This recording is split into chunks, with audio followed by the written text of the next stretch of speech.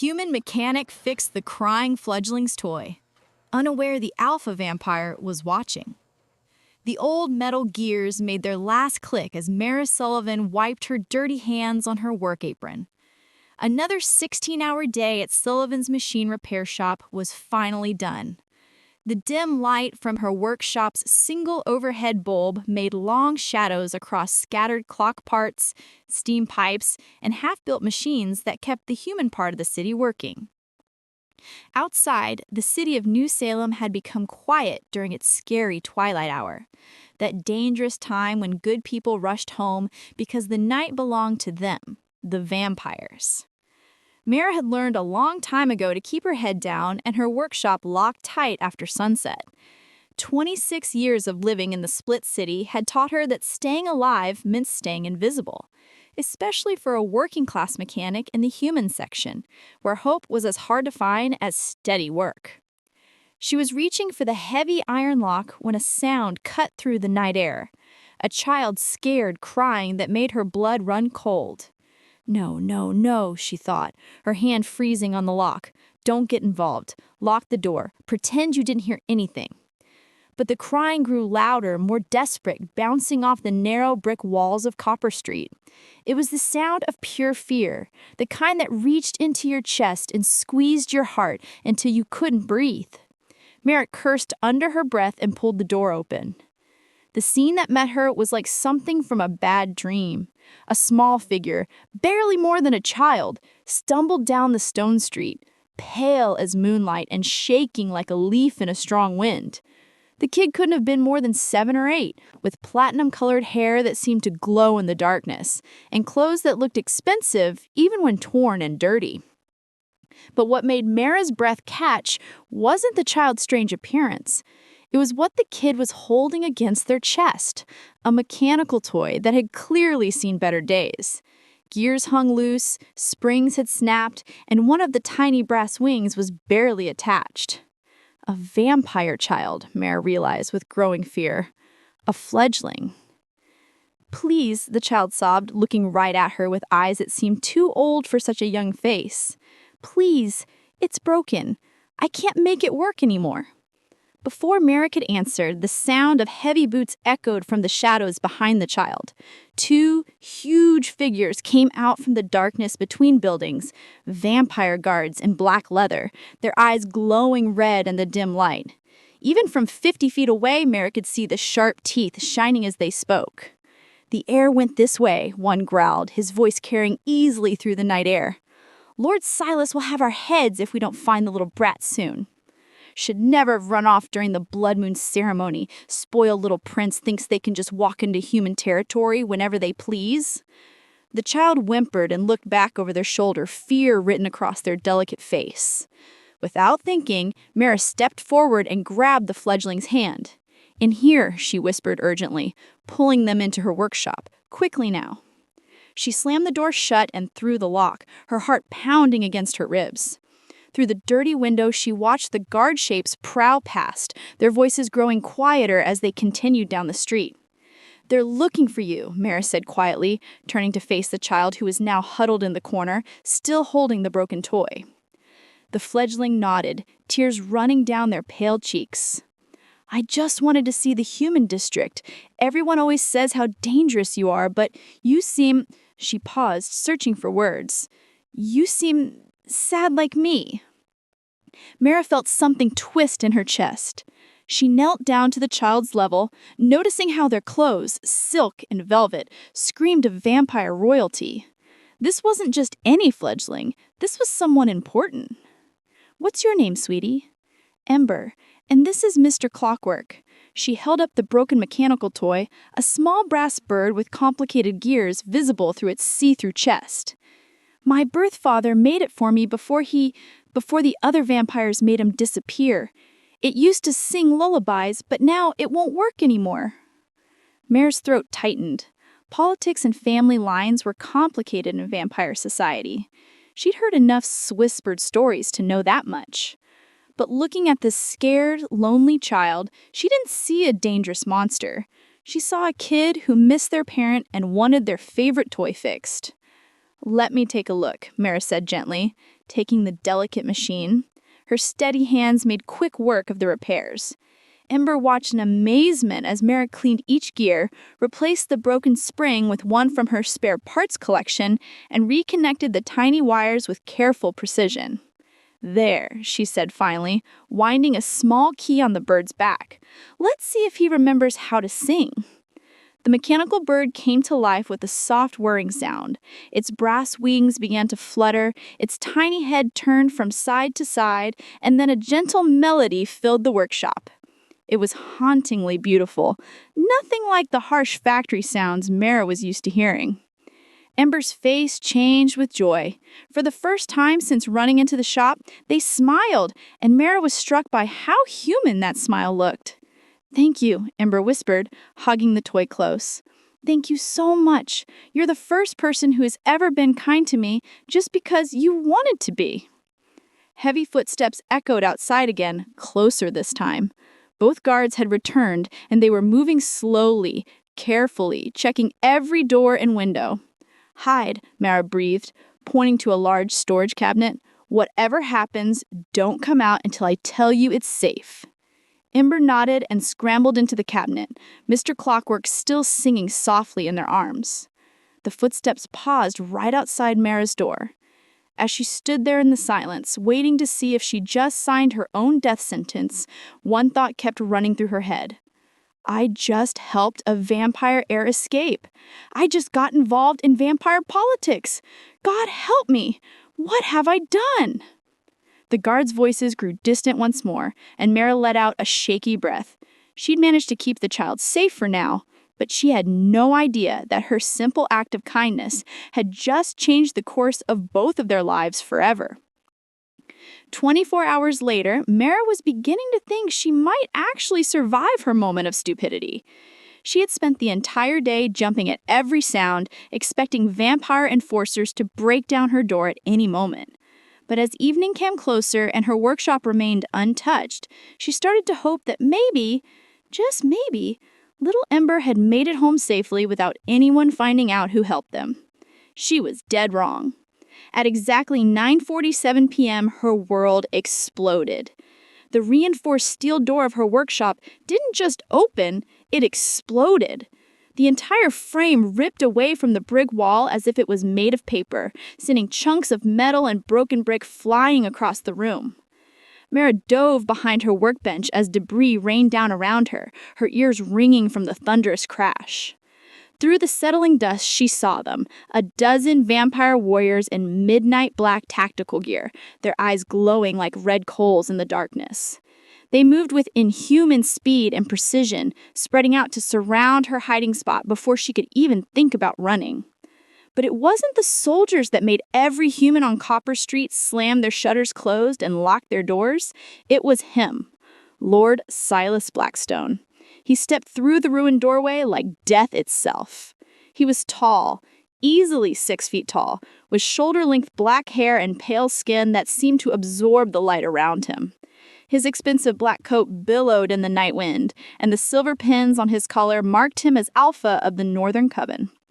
I'd never seen him in person before, but I'd heard the stories. Silas Blackstone was old. Some said 300 years. Others claimed twice that. He'd built his power through cleverness and brutal violence, eliminating rivals and crushing rebellions with equal efficiency. Even other vampires feared him. And now he was standing in my workshop, radiating the kind of raw, predatory energy that made every human instinct scream, "Run!" "Where is she?" His voice was like velvet wrapped around steel, beautiful and terrifying at the same time. When he spoke, even his own guards seemed to hold their breath. Mara stayed crouched behind her workbench, her heart hammering so hard she was sure everyone in the room could hear it. Through a gap in the scattered tools, she could see his polished black boots as he moved closer. "I can smell you, little human," Silas continued, his tone almost conversational. "There's no point hiding. I know someone in this district touched what belongs to me." The silence stretched on for what felt like hours, but was probably only seconds. Mara closed her eyes and tried to think. Maybe if she stayed quiet long enough, he'd give up and leave. Maybe. "Bring me everyone on this street," Silas ordered his guards. Every man, woman, and child. If no one confesses, we'll start with the youngest and work our way up. No.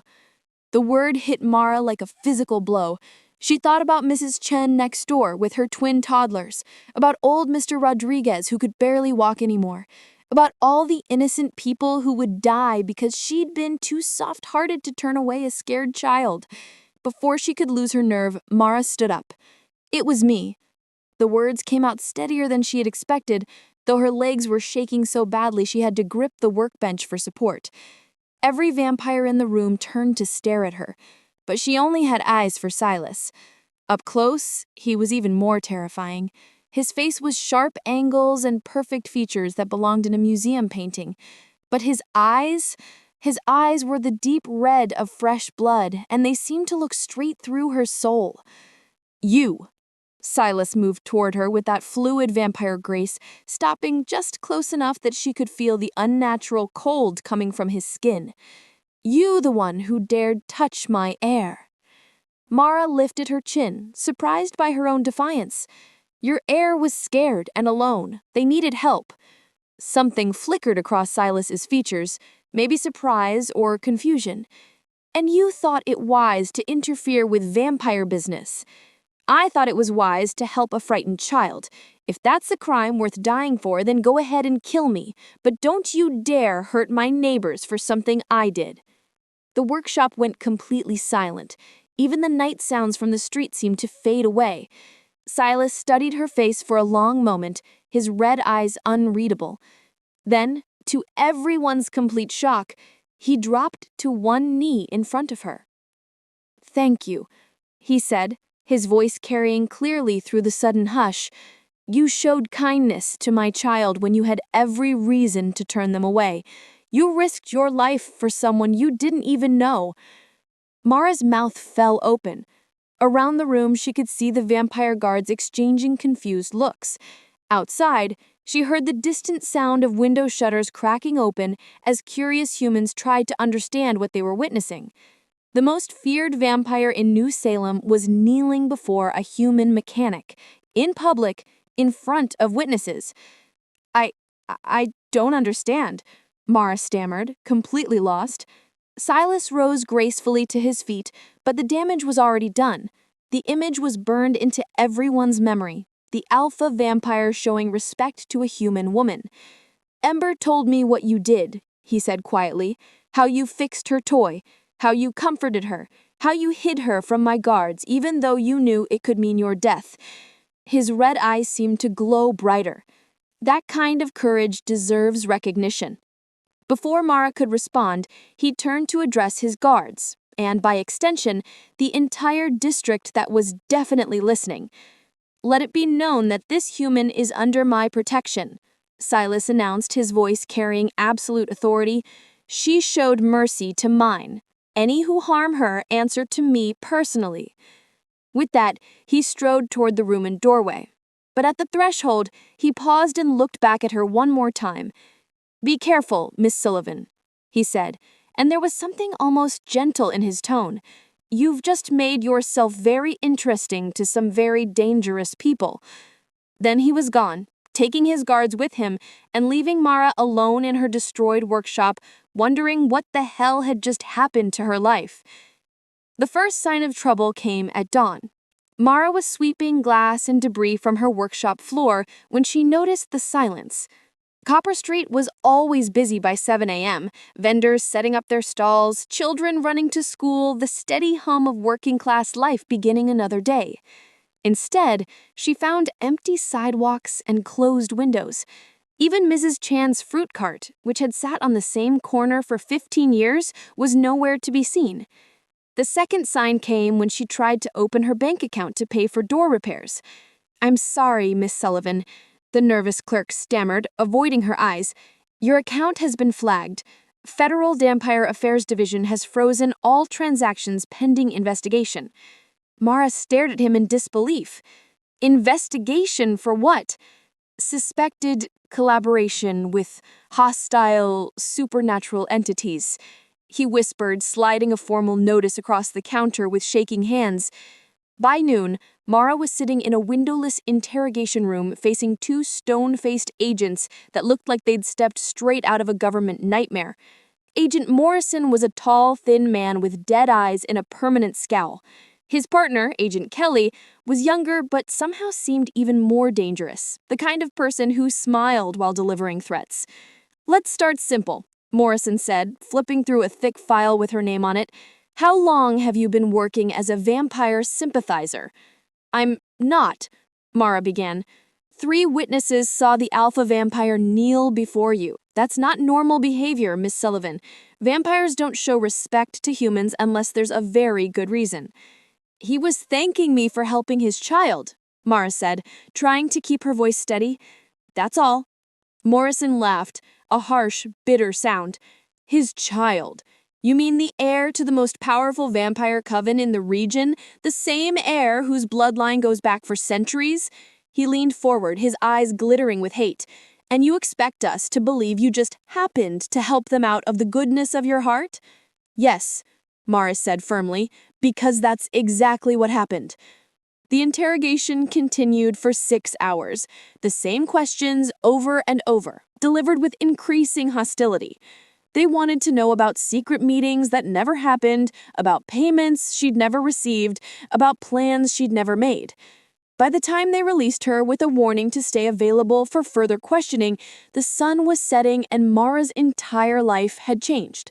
Her workshop stood empty except for a handful of canceled order notices that had been shoved under the broken door. Mrs. Patterson had taken back her grandfather clock with a note saying she couldn't risk associating with vampire collaborators. The Hendersons wanted their deposit back for the steam engine repair. Even old Mr. Rodriguez, who'd been bringing her broken gadgets for years, had sent his grandson to collect his pocket watch rather than face her himself. But the real blow came from an unexpected source. Mara Sullivan. She turned to find 3 figures standing in the shadows of the alley behind her. Vampires. But not the elite guards she'd seen with Silas. These were different. Older, more refined, with the kind of cold beauty that spoke of ancient bloodlines and centuries of power. The leader was a woman with silver hair and eyes like winter frost. Her companions stood beside her like predators, their fangs already showing in anticipation. Lady Evangeline Ashworth, the silver-haired vampire, introduced herself with mock courtesy. "Inner circle of the Northern Coven. We need to talk." Mara's blood turned to ice. The inner circle, Silas's advisors, and the most powerful vampires in the region after the Alpha himself. "You've caused quite a stir, little human," Lady Evangeline continued, circling Mara like a shark. "Did you really think you could touch our heir without consequences?" "I helped a scared child," Mara said, hating how her voice shook. "Nothing more." "Nothing more." One of the male vampires, pale as death with black veins visible under her see-through skin, bared his fangs in a snarl. "You contaminated pure vampire blood with your human stench. You polluted a bloodline that has remained untainted for 400 years. Lady Evangeline raised a delicate hand, silencing her companion. "What Lord Matthias means," she said with poisonous sweetness, "is that your interference has created certain complications." "Such as?" Mara asked, though she was pretty sure she didn't want to know the answer. "Such as him watching you, little human," Lady Evangeline replied, her frost-blue eyes narrowing. "Such as him declaring you under his protection in front of witnesses. Such as him potentially compromising centuries of vampire superiority for the sake of some misguided gratitude." The third vampire, a woman with red hair and gold eyes, stepped closer. "Silas has always been emotional about his heir. We hope time—" Mara felt the world tilt beneath her feet. "He's been what?" "The Alpha is becoming attached to you," Lord Matthias spat, "and that makes you a threat to everything we've built." Lady Evangeline nodded gravely. "So you understand our dilemma. We can't simply kill you, not without risking Silas's wrath, but we can't allow this fascination to continue." "What do you want from me?" Mara whispered. "Leave," Lady Evangeline said simply. "Disappear from New Salem tonight. If you truly care about that child, you'll remove yourself from their life before your human weakness destroys everything they're meant to inherit." The vampires melted back into the shadows as suddenly as they'd appeared, leaving Mara alone with the weight of their threat hanging in the air. As she stood there in the gathering darkness, surrounded by the ruins of her old life, Mara realized with growing horror that her simple act of kindness had trapped her in a web of vampire politics she couldn't possibly understand. And somewhere in the night, she had the uncomfortable feeling that she was being watched.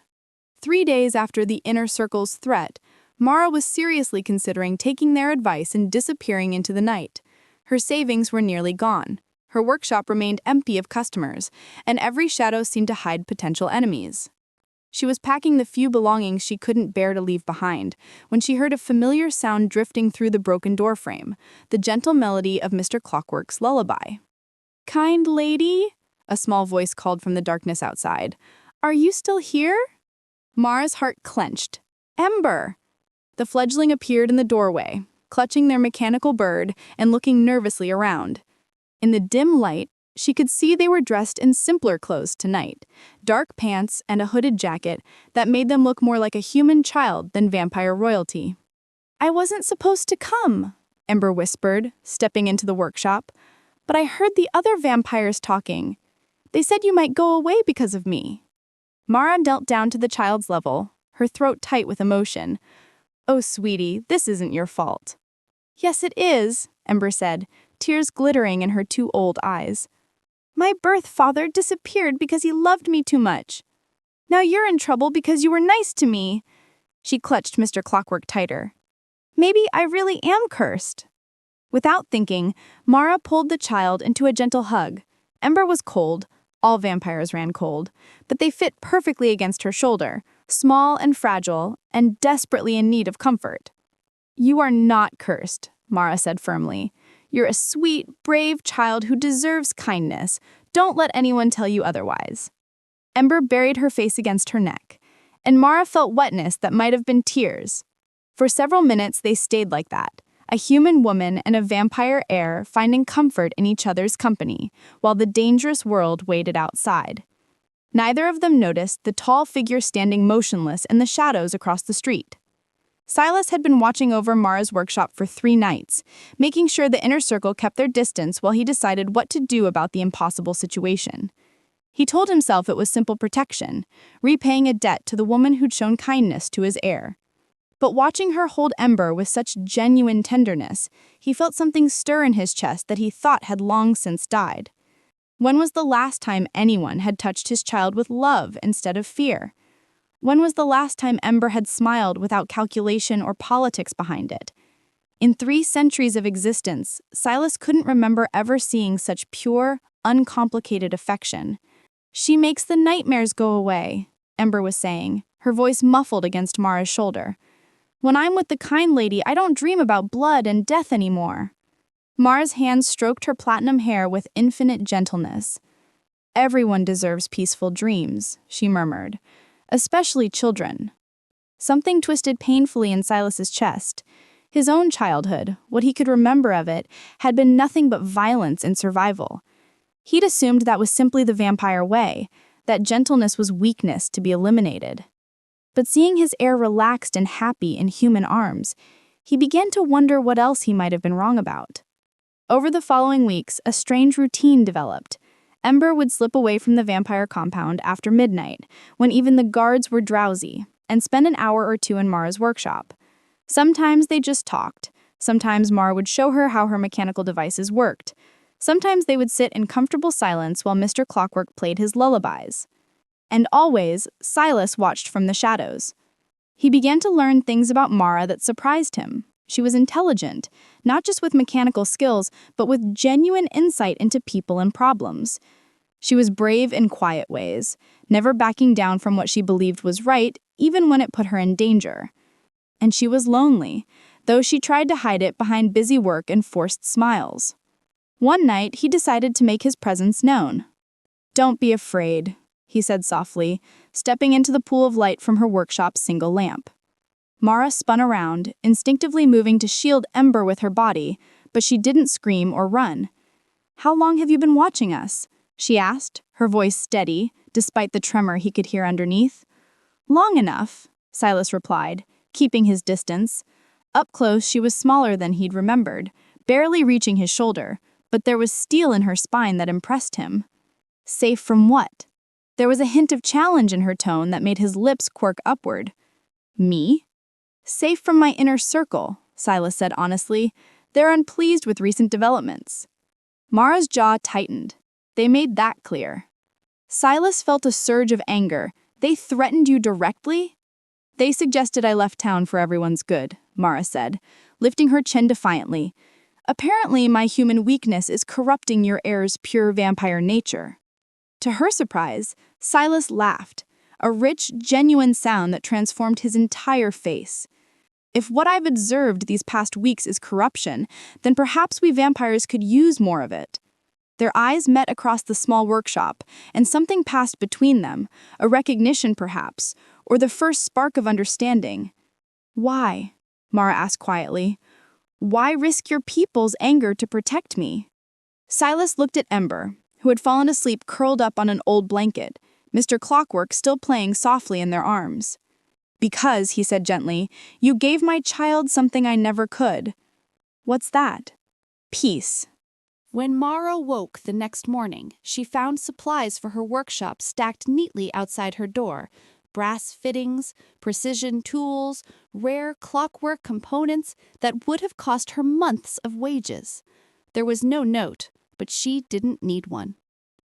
And when the debt collector who'd been harassing her for months suddenly announced that her outstanding bills had been mysteriously paid in full, she began to understand that she wasn't as alone as she'd thought. The attack came on a Tuesday night, during the darkest hour before dawn. Mara was working late again, trying to finish a complex clockwork commission that might actually pay enough to keep her fed for another week. The mysterious supply donations had helped, but she still needed legitimate income to survive. She'd been so focused on the delicate gear assembly that she almost missed the smell. Smoke. Her head snapped up from her work, nostrils flaring. It wasn't the clean scent of her workshop's coal heating system. This was sharp, chemical, the smell of accelerant and deliberate arson. The first flames licked up through the floorboards near the back wall. Oh, God, Mara breathed, scrambling to her feet. The fire spread with unnatural speed, racing along what looked like pre-laid trails of fuel. This wasn't an accident. Someone had planned this. Someone wanted her dead. She grabbed her leather tool bag and rushed toward the front door, but froze when she saw the silhouettes waiting outside. 3 figures in dark clothes, their faces hidden behind masks, blocking her only escape route. Through the grimy window, she could see the glint of steel in their hands. The workshop filled with smoke as flames climbed the walls behind her. Heat pressed against her back like a living thing, and she knew she maybe had 2 minutes before the whole place became a death trap. That's when she heard the familiar melody of Mr. Clockwork cutting through the roar of flames. "Kind lady," Ember's voice called from somewhere in the smoke. "This way." Mara spun around, coughing as the toxic air burned her lungs. Through the haze, she could see the small vampire child near what remained of her back wall, gesturing frantically toward a gap in the burning timber. "The old coal chute! It leads to the alley! Hurry!" Mara didn't hesitate. She dove through the smoke toward Ember's voice, her eyes streaming tears from the chemical burn in the air. The child grabbed her hand with surprising strength and pulled her toward a narrow opening she'd forgotten existed, a leftover from when the building had been heated by coal deliveries.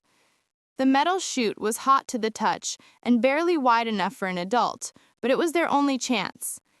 Ember went first, her small size making the passage easier, then turned to help guide Mara through. She scraped her shoulders and tore her pants sliding down the rusty metal, but when she tumbled out into the alley behind her building, she was alive and relatively unburned. "Thank you," she gasped, pulling Ember close. "How did you—" "I felt them coming," the child said, their young face grim with knowledge beyond their years.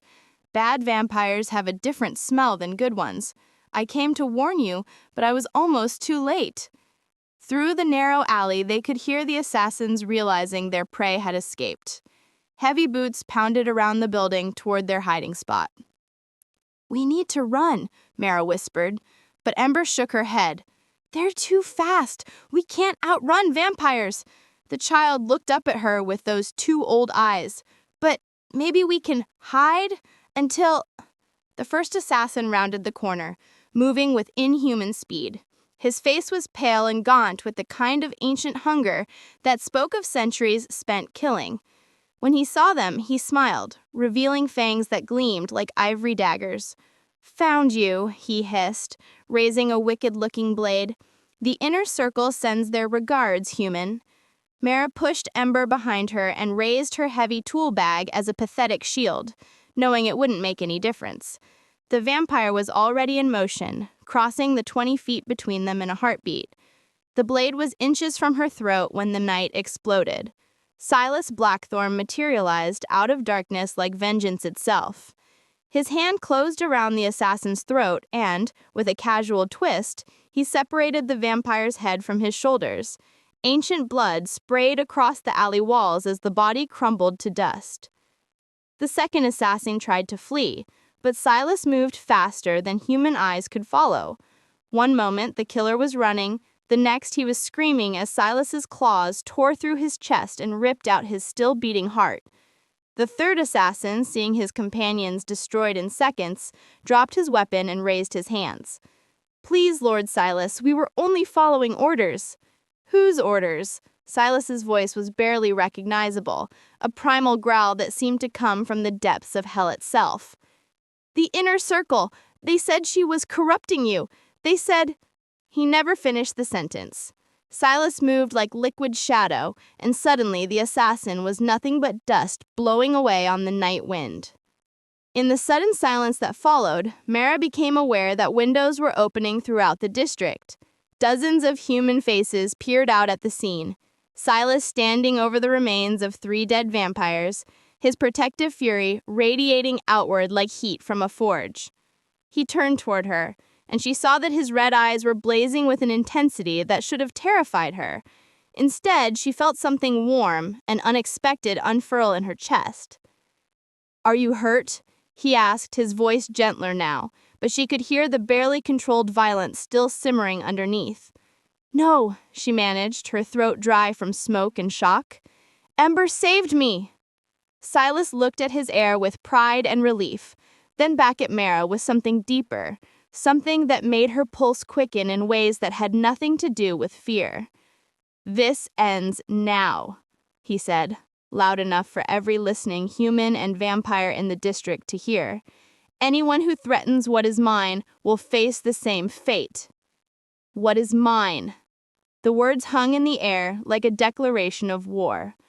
As sirens wailed in the distance and her workshop burned behind them, Mara realized with crystal clarity that she was falling in love with the most dangerous vampire in New Salem. And that revelation terrified her more than any assassin ever could.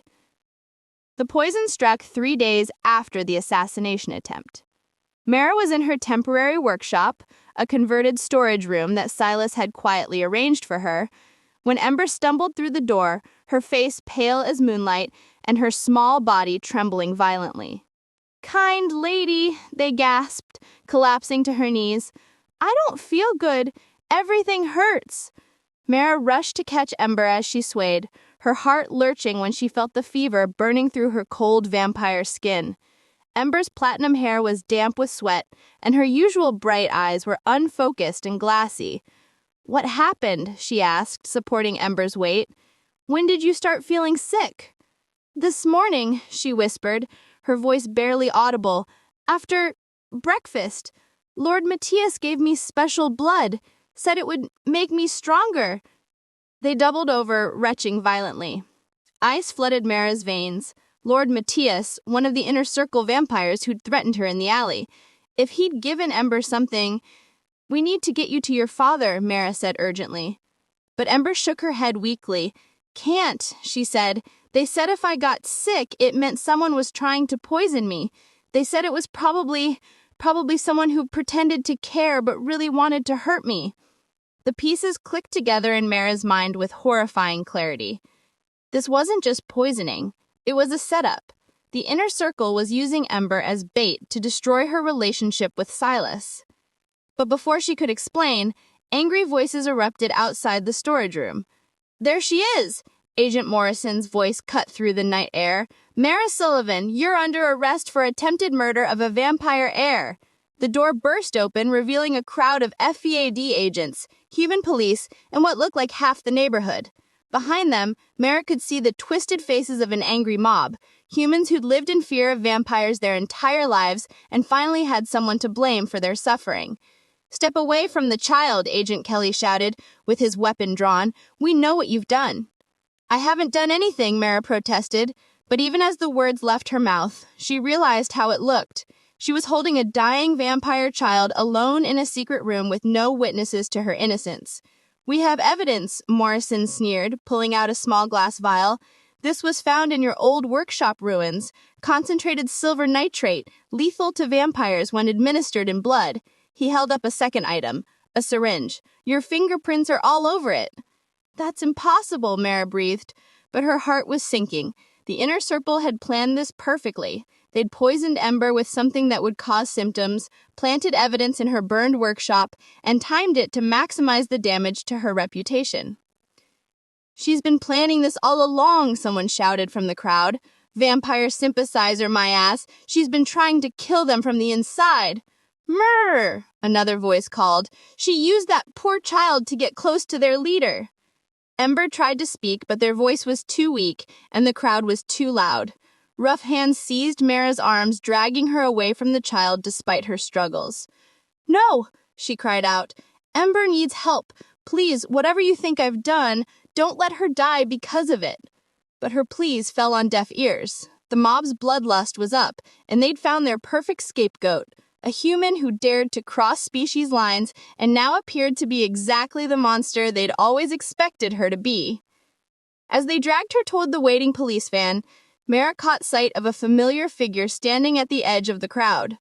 Silas had arrived, his face a mask of controlled fury as he surveyed the chaos. Their eyes met across the mob, and she saw the moment when doubt crept into his expression. Here was his heir, dying in agony. Here was the human he had been protecting, covered in evidence of guilt. Here were witnesses claiming she had betrayed his trust in the most vicious way possible. "Silas!" she called desperately. "It's a trap. The inner circle, they did this to frame me. You have to believe me." But even as she spoke, she could see him wavering. 300 years of vampire politics had taught him that trust was a luxury that got people killed. The evidence looked damning, the timing was perfect, and his child was dying while the human he had grown to care for stood accused of the crime. Lady Evangeline Ashworth materialized beside him, her silver hair gleaming in the streetlights. "I'm sorry you had to see this, my lord," she said with poisonous sympathy. "We tried to warn you about human nature, but you wouldn't listen. Now look what her treachery has cost us." Mara watched in horror as Silas's expression hardened. The warmth that had been growing between them over the past weeks drained from his red eyes, replaced by the cold calculation of an alpha vampire protecting his bloodline. "Please," Mara whispered as the agents forced her into the van.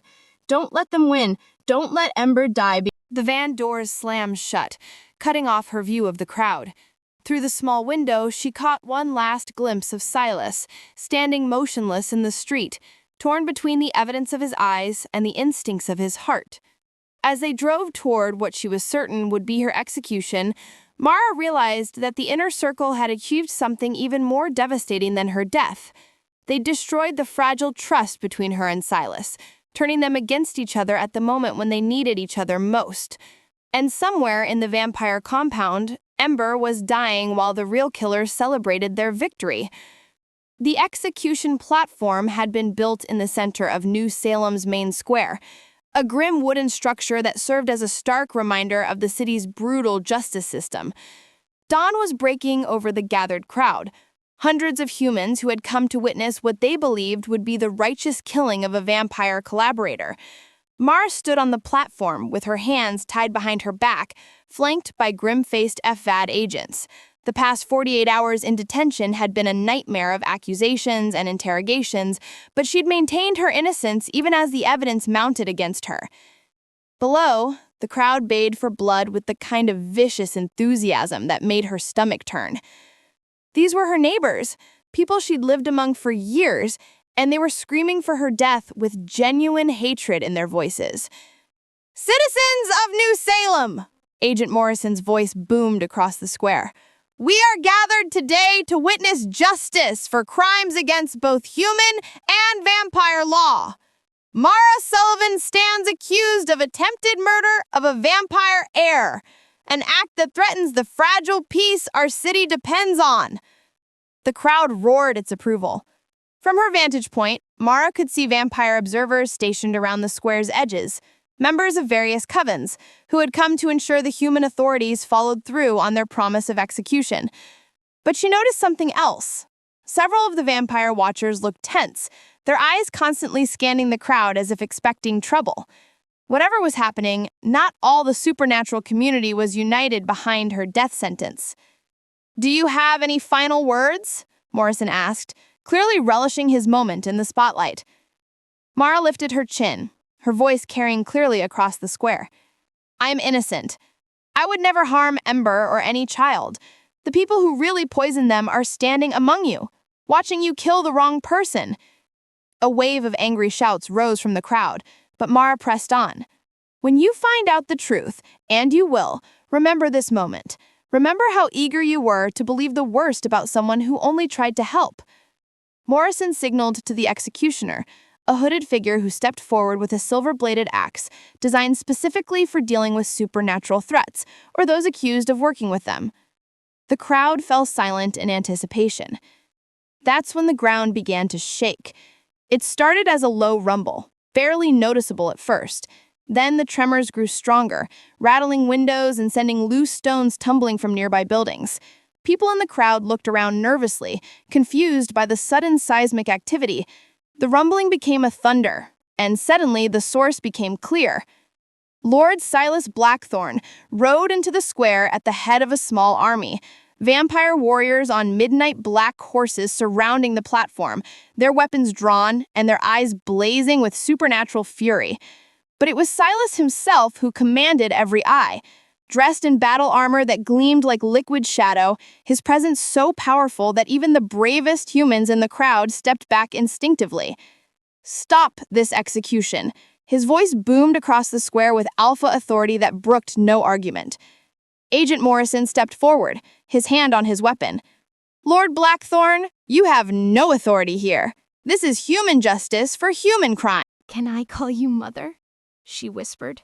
"Not instead of my birth father's memory, but as well as—" Tears spilled down Mara's cheeks as she pulled Ember into a fierce hug. "Yes," she whispered back, "I would be honored to be your mother." Silas moved to stand beside them, his large hand coming to rest gently on Mara's shoulder. The three of them, vampire lord, human mechanic, and healing child, formed a picture that would have been impossible just months ago. "You know," Silas said quietly, his voice rich with emotion, "when I first met you, I thought you were just a kind woman who helped a lost child."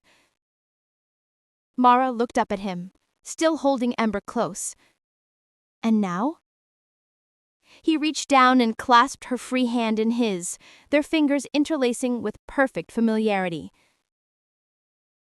"Now, I know the truth. You didn't just save my heir that night, Mara.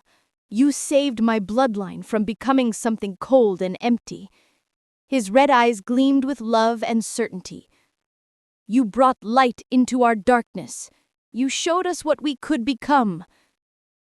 He lifted their joined hands and pressed a gentle kiss to her knuckles.